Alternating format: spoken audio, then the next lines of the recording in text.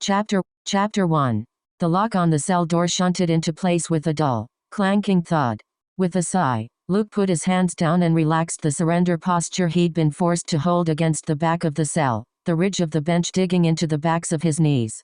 He could feel the metal beneath him humming in time with the engines of the ship, the vibration just quiet enough to avoid being uncomfortable. "So what are ya gonna do now?" Valen, the bounty hunter, scoffed, her eyebrow raised and her body reclined on the bench of the opposite cell. Her frame was taut with muscle and danger. "Moralize at us." Their captor's reply, however, remained completely smooth. "You'll be interrogated and brought to trial at the temple, and we'll see what we can sort out here in the meantime." Valen, only Valen, no last name. Rumor was she had blacked out an entire continent just to destroy the records of her original life. Only scoffed again. But the nameless inquisitor slammed up against the bars. "We'll never give you anything," he hissed, his eyes narrow and nostrils flaring. Luke forced himself not to roll his eyes. However much the inquisitor's melodrama tempted him, he was a bit busy pretending the force binders had rendered him too incoherent to say anything. He was also a bit busy thanking the force they'd locked him up with the sabotaged binders Mara had discarded at his feet, rather than using their own. Mara herself was not so lucky.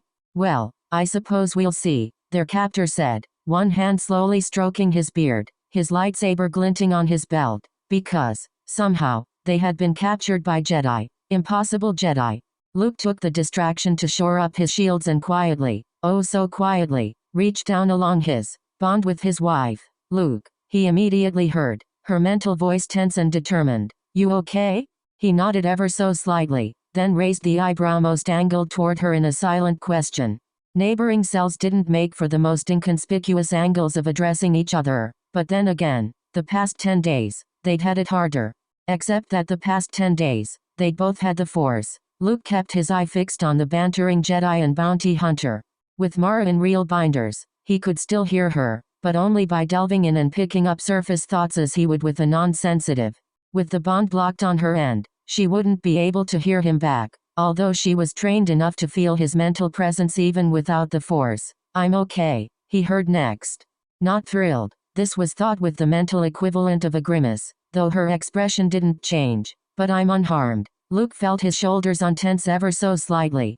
"Good," he thought, but she couldn't hear, so the thought was nearly interrupted. "I want to stay undercover." The thought came. "I know what they said. I know what you think might be going on, but there are too many variables." There was a fast, flitting sense of potential deceptions, of who might have jumped times, of the other prisoners, of what would happen after, of the kidnapped children they were desperately trying to rescue. "But I won't ask you to stay undercover with me. I know how hard it would be for you to stay undercover as a Sith in the Jedi Temple." Luke caught an undertone of especially if. He didn't follow the trailing thought. He was trying not to think too hard about it himself, because what if? He couldn't think about that. Trying to keep his motions as confined as possible, he casually shifted positions so his real hand was draped off the edge of his thigh, visible to Mara but not the others. He put up one finger, nodded minutely, then put up a second and nodded again. Yes to both. Not that it would be fun. But if the bounty hunter and inquisitor realized that he had been faking his fall, the only remaining conclusions were that Mara knew, or that she was too incompetent to notice. And Mara Jade was anything but incompetent. The next sound he heard was a slow, throaty chuckle. Eerie and malicious. It built in volume until the Jedi and the bounty hunter stopped talking, until even the inquisitor had turned to look. Mara's head was leaned back against the wall of the cell, one leg propped up on the bench and her elbow resting on top of it as she lounged, seemingly not a care in the world, even as her eyes screamed a desire for violence. Finally, the laugh came to an end. "Please," she drawled, "as if you could hold us." "Oh, I don't know," said the man who had claimed to be General Obi-Wan Kenobi. "You seem to be pretty held at the moment." For all the Inquisitor was the one who actually went around murdering innocent civilians, Mara made him look like a child throwing a tantrum. All eyes were on the former hand as she tilted her head back just an inch and smirked. "For now." The Jedi narrowed his eyes, but Valen spoke first, her lips edging into a smirk. "My dear fellow prisoner isn't wrong, you know. Isn't your acclaimed Jedi temple just a hut in a field somewhere? I doubt you even have holding cells. Not to mention," her smirk widened as she jerked her thumb forward, "we've got him." Luke slumped a little bit further against the wall and tried to look as dazed as possible.